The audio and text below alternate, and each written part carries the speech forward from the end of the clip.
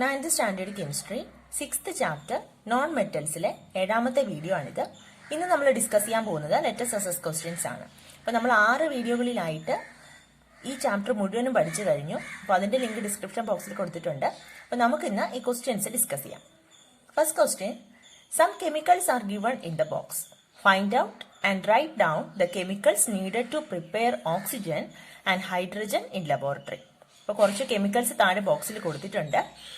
Oxygen prepare ചെയ്യാനും hydrogen prepare ചെയ്യാനും ലബോറട്ടറിയിൽ ഏതൊക്കെ കെമിക്കൽസ് ആണ് യൂസ് ചെയ്യുന്നത് എന്നാണ് ചോദിച്ചിരിക്കുന്നത്. ബോക്സിൽ sulphuric acid, hydrochloric acid, sodium nitrate, zinc, potassium permanganate, ammonium chloride, water, ഇത്രയുമാണ് കൊടുത്തിരിക്കുന്നത്. ഇതിൽ ഓക്സിജൻ പ്രിപ്പയർ ചെയ്യാൻ എന്തൊക്കെയായിരുന്നു ആവശ്യമുള്ളത്? ഈ കൊടുത്തിരിക്കുന്ന കെമിക്കൽസിൽ പൊട്ടാസ്യം പെർമാംഗനേറ്റ് ആണ് നമ്മൾ ഉപയോഗിച്ചത് ലബോറട്ടറി പ്രിപ്പറേഷൻ അല്ലെ. ഓക്സിജന്റെ പ്രിപ്പറേഷൻ ഉപയോഗിച്ചത് potassium permanganate KMnO4, potassium permanganate. Then ഹൈഡ്രജന്റെ പ്രിപ്പറേഷൻ നമ്മൾ ഉപയോഗിച്ച കെമിക്കൽസ് എന്തൊക്കെയായിരുന്നു? സിങ്കും ഹൈഡ്രോക്ലോറിക് ആസിഡും. ഓർക്കുന്നുണ്ടോ preparation? The second question, find out to which gases are the following statements related. അപ്പോൾ താഴെ കുറച്ച് സ്റ്റേറ്റ്മെന്റ്സ് കൊടുത്തിട്ടുണ്ട്. അത് ഏത് ഗ്യാസുമായി റിലേറ്റ് ചെയ്ത് നിൽക്കുന്നു എന്നാണ് ചോദിച്ചിരിക്കുന്നത്. ഒന്നാമത്തേത്, the gas which is combustible and is formed through the electrolysis of water. ജ്വലന സ്വഭാവമുള്ളതും കമ്പസ്റ്റിബിൾ എന്ന് പറഞ്ഞാൽ കത്തുന്നതും ദെൻ ഇലക്ട്രോളിസിസ് ഓഫ് വാട്ടറിലൂടെ നമുക്ക് ഫോം ചെയ്യാൻ സാധിക്കുന്നതുമായിട്ടുള്ള ഗ്യാസ് ഏതാണ് കത്തുന്ന ഗ്യാസ്? ഹൈഡ്രജൻ അല്ലെ, hydrogen.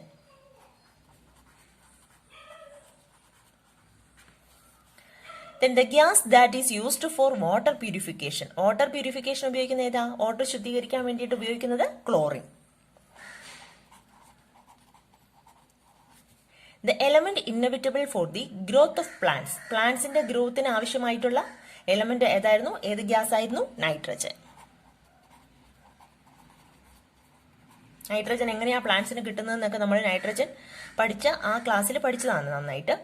The gas formed by the thermal decomposition of KMnO4. Potassium പെർമാംഗനേറ്റിന്റെ thermal decomposition വഴി ഉണ്ടാകുന്ന ഗ്യാസ് ഏതാണ്? നമ്മൾ നേരത്തെ പറഞ്ഞു ഓക്സിജന്റെ പ്രിപ്പറേഷൻ ആണ് നമ്മൾ KMnO4 ഉപയോഗിക്കുന്നത് അല്ലേ. അപ്പോൾ അതിന്റെ തെർമൽ ഡീകമ്പോസിഷൻ വഴി ഉണ്ടാകുന്ന ഗ്യാസ് ഏതാണ്? Oxygen.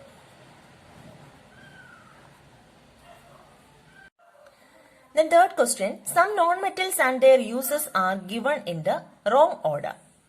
Match them in right order. അപ്പൊ റോങ് ഓർഡറിൽ കൊടുത്തിട്ടുണ്ട്, മാച്ച് ചെയ്യാനാണ് പറഞ്ഞിരിക്കുന്നത്.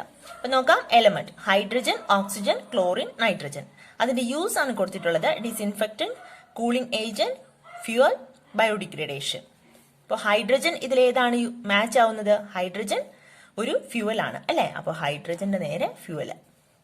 ദെൻ ഓക്സിജൻ എന്തായിരുന്നു? ഓക്സിജൻ ബയോഡിഗ്രഡേഷൻ അല്ലെ. ദെൻ ക്ലോറിൻ എന്തിനായിരുന്നു ഉപയോഗിച്ചിരുന്നത്? ഡിസിൻഫെക്റ്റന്റ്. നമ്മൾ പ്യൂരിഫൈ ചെയ്യാനും ഡിസിൻഫെക്റ്റന്റ് ആയിട്ട് ഉപയോഗിക്കുന്നത് ക്ലോറിൻ ആണ്. Nitrogen cooling agent. Fourth question, what are the chemicals used to prepare chlorine in the laboratory. അപ്പോൾ ലബോറട്ടറിയിൽ ക്ലോറിൻ പ്രിപ്പയർ ചെയ്യാൻ എന്തൊക്കെ കെമിക്കൽസ് ആണ് ഉപയോഗിക്കുന്നത്? അപ്പോൾ നമ്മൾ കഴിഞ്ഞ ലാസ്റ്റ് ക്ലാസ്സിൽ പഠിച്ചതാണ് ക്ലോറിന്റെ പ്രിപ്പറേഷൻ. ഓർക്കുന്നുണ്ടോ? KMnO4, പൊട്ടാസ്യം പെർമാംഗനേറ്റ് നമ്മൾ ഒരു റൗണ്ട് ബോട്ടം ഫ്ലാസ്കിൽ എടുത്തു. അതിലേക്ക് എന്താ ആഡ് ചെയ്ത്? കോൺസെൻട്രേറ്റഡ് HCl അല്ലെ. HCl ആഡ് ചെയ്തിട്ട് അത് വാട്ടറിലേക്ക് കടത്തി വിട്ടു. എന്തിനായിരുന്നു വാട്ടറിലേക്ക് കടത്തി വിട്ടത്? എക്സ്ട്രാ ഉള്ള ഹൈഡ്രജൻ ക്ലോറൈഡ് ഗ്യാസ്, ക്ലോറിന്റെ കൂടെ വരുന്ന HCl റിമൂവ് ചെയ്യാൻ വേണ്ടിയിട്ട്. ദെൻ അതിനെ പിന്നെയും H2SO4 സൾഫ്യൂരിക് ആസിഡിലൂടെ കടത്തി വിട്ടു. എന്തിനായിരുന്നു? വാട്ടർ വേപ്പർ അതിൽ എക്സ്ട്രാ ഉള്ളതിനെ കളയാൻ വേണ്ടിയിട്ടാണ് നമ്മൾ sulphuric ആസിഡിലൂടെ കടത്തിവിട്ടത്.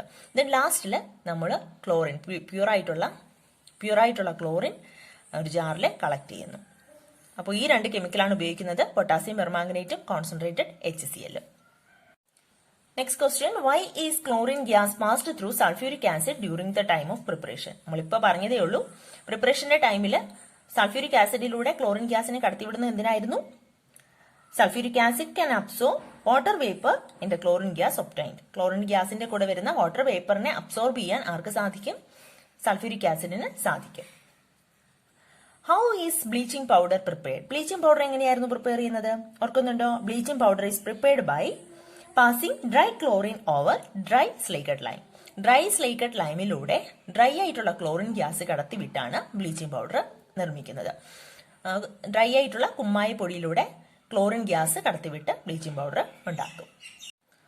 Which is the gas coming out from bleaching powder in the presence of water? Bleaching powder presence of വാട്ടറിൽ ഏത് ഗ്യാസ് ആണ് പുറത്തുവിടുന്നത്? അപ്പൊ നമ്മൾ കണ്ടു ബ്ലീച്ചിങ് പൗഡറും വാട്ടറും കൂടെ റിയാക്ട് ചെയ്ത് ഏത് ഗ്യാസ് ആയിരുന്നു വന്നത്? ക്ലോറിൻ. ആ ഗ്യാസ് ആണ് വാട്ടറിന്റെ പ്യൂരിഫിക്കേഷന് ഉപയോഗിച്ചത്. Then fifth question, we should avoid chemical fertilizers completely and promote organic fertilizers. നമ്മൾ കെമിക്കൽ ഫെർട്ടിലൈസേഴ്സ് കംപ്ലീറ്റ് ആയിട്ട് അവോയ്ഡ് ചെയ്തിട്ട് നമ്മൾ ഓർഗാനിക് ഫെർട്ടിലൈസേഴ്സ് ആണ് ഉപയോഗിക്കേണ്ടത്, ജൈവവളമാണ് ഉപയോഗിക്കേണ്ടത്. What is your opinion to this argument? Substantiate your answer. അപ്പൊ നിങ്ങളുടെ അഭിപ്രായം എന്തെന്നാണ് ചോദിച്ചിരിക്കുന്നത്.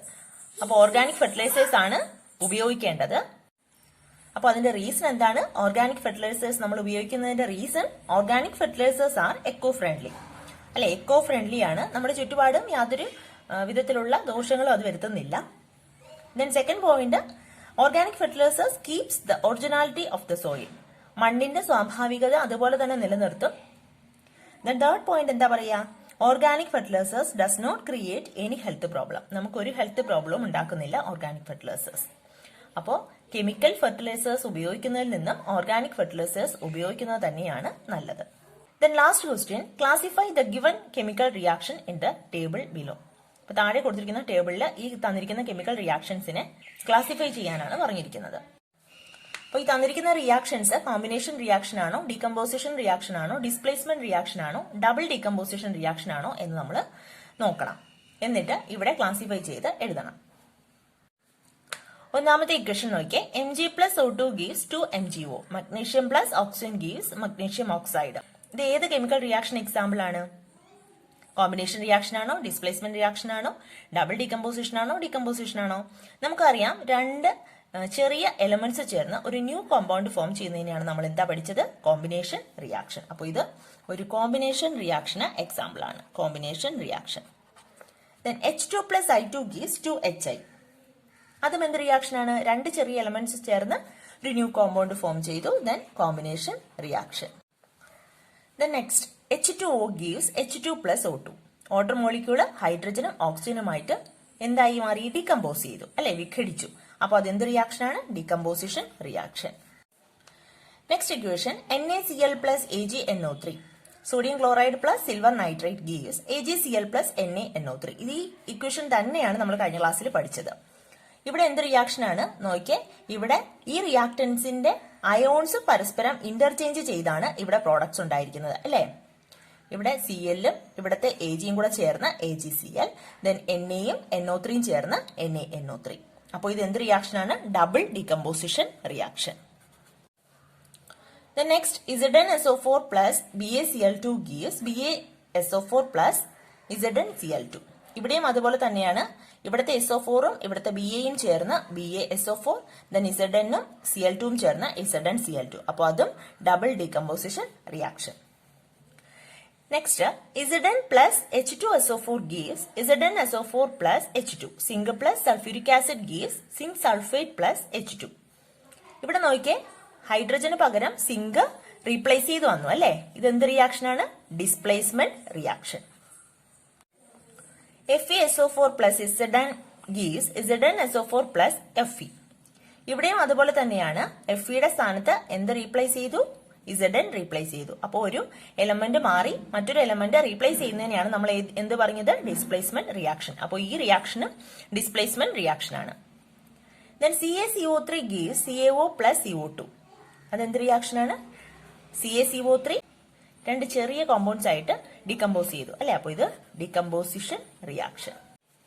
അപ്പൊ ഈ ഇക്വേഷൻസിന് നേരെ നമ്മൾ എഴുതിയ ഈ പേരുകൾ ഈ കോളത്തിനകത്ത്, ഈ ടേബിളിനകത്ത് ക്ലാസിഫൈ ചെയ്ത് എഴുതുക കേട്ടോ. കോമ്പിനേഷൻ റിയാക്ഷൻ ഏത് ഇക്വേഷൻ ആണ് എന്ന് നമ്മൾ അവിടെ എഴുതിയിട്ടുണ്ടല്ലോ, അതിനെടുത്ത് ഇവിടെ എഴുതി ഇത് കംപ്ലീറ്റ് ചെയ്യാം. അപ്പൊ ഇത്രയേ ഉള്ളൂ ലെറ്റർ ക്വസ്റ്റ്യൻസ്. അപ്പൊ നെക്സ്റ്റ് നമുക്ക് പഠിക്കാനുള്ളത് പുതിയ ചാപ്റ്റർ ആണ്, ദ വേൾഡ് ഓഫ് കാർബൺ. അപ്പൊ അത് അടുത്ത ക്ലാസ്സിൽ പഠിക്കാം. നെക്സ്റ്റ് ക്ലാസ്സിൽ കാണാം. താങ്ക്